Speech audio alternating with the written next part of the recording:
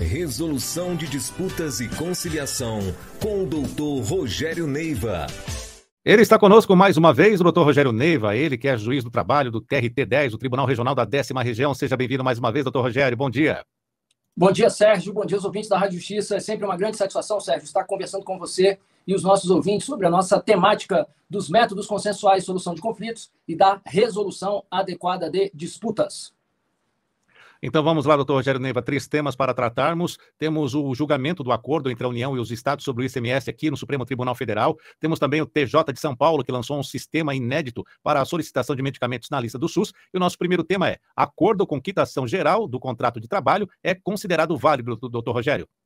Exatamente, Sérgio. E eu diria, já antecipando aí para os nossos ouvintes, que é motivo de grande satisfação e prazer estar participando desse quadro quando temos notícias tão interessantes e, acima de tudo, não só interessantes, mas eu diria relevantes, inclusive do ponto de vista social e político, como veremos logo em seguida, e eu tenho certeza que o ouvinte também chegará à mesma conclusão. E aí, já entrando no primeiro tema, Sérgio, que você já chamou a atenção, correspondente a um acordo que foi reconhecido pelo Tribunal Superior do Trabalho, nós estamos tratando especificamente de uma decisão recente da 4ª Turma do Tribunal Superior do Trabalho, que reconheceu a validade de um acordo extrajudicial que foi submetido à homologação no Poder Judiciário, obviamente, na Justiça do Trabalho. E aí, para explicar o que envolve esse caso e a importância desse caso, eu preciso fazer algumas considerações para os nossos ouvintes, mas já chamando a atenção que isso é algo, assim, relevantíssimo, esse tema, e, obviamente, sem entrar num juízo de valor sobre qual seria ou não a decisão mais adequada, mas é um tema, assim, relevantíssimo e central, pensando na solução de disputas envolvendo conflitos trabalhistas. Muito bem, do que se trata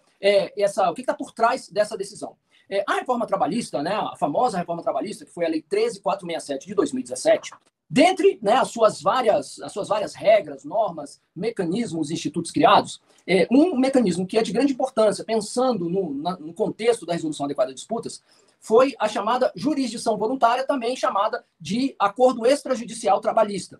Nós estamos falando de um mecanismo previsto no artigo 855b e seguintes da CLT, que consiste basicamente no seguinte: trata-se de um mecanismo que foi criado, que permite que as partes façam um acordo fora do Poder Judiciário, daí porque nós estamos falando de um acordo extrajudicial, e levem ao Poder Judiciário para a homologação. E aí, naturalmente, né, isso ganha a roupagem jurídica inerente a um acordo judicial, promovendo a tão esperada, né, e objeto de preocupações e debates, segurança jurídica. Então, este é o caso. Pois bem, o que vem acontecendo? Né? Isso é algo, esse precedente que eu mencionei da 4ª Turma, depois eu vou indicar aqui um número para o ouvinte, mas é uma decisão de turma, né? E aí um outro esclarecimento importante que eu preciso fazer para o nosso ouvinte é que o TST funciona assim: nós temos as turmas, mas quem dá a palavra final em matéria, né, de conflito individual, né, o que leva os processos, né, os casos das turmas, são os recursos de revista ou os agravos de instrumento em recursos de revista, que são os mecanismos recursais para se atacar as decisões dos tribunais regionais do trabalho. Então, quando isso chega, no TST, nós temos as turmas, mas quem dá a palavra final e uniformiza a jurisprudência no Tribunal Superior do Trabalho é a SDI, especificamente a subseção de dissídios individuais 1,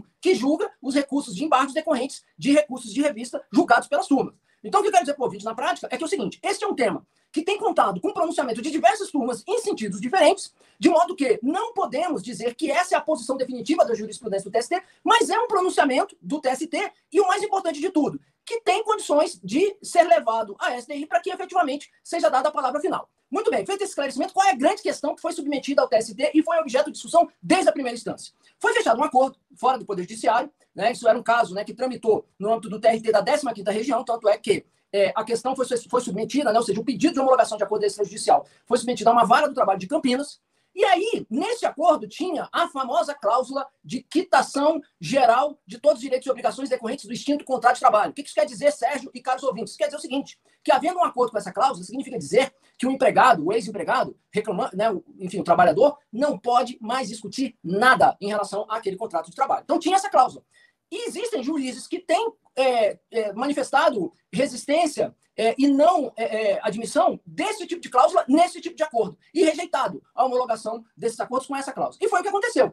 O juiz rejeitou a homologação com a existência daquela cláusula. Isso foi objeto de recurso, foi ao TRT, o TRT manteve a decisão da primeira instância e chegou ao TST. E o que disse a 4ª Turma do TST? Disse que, se não havia vício de vontade, se a vontade do trabalhador não estava viciada, né, com nenhum dos vícios formais para manifestação de vontade, né, como a coação, enfim, como dolo, então, se não havia vício de vontade, aquilo era válido. E o acordo, portanto, o TST reconheceu a homologação desse acordo. E se o ouvinte quiser registrar aí, nós estamos falando do recurso de revista 11.644, dígito 98-98.2020, de 2000.5.15, que vem do TRT da 15ª Região, 0129. Repetindo, 11.644-98.2020.5.15.0129. Então, fica aí esse registro e aguardemos as cenas do próximo capítulo sobre esse tema.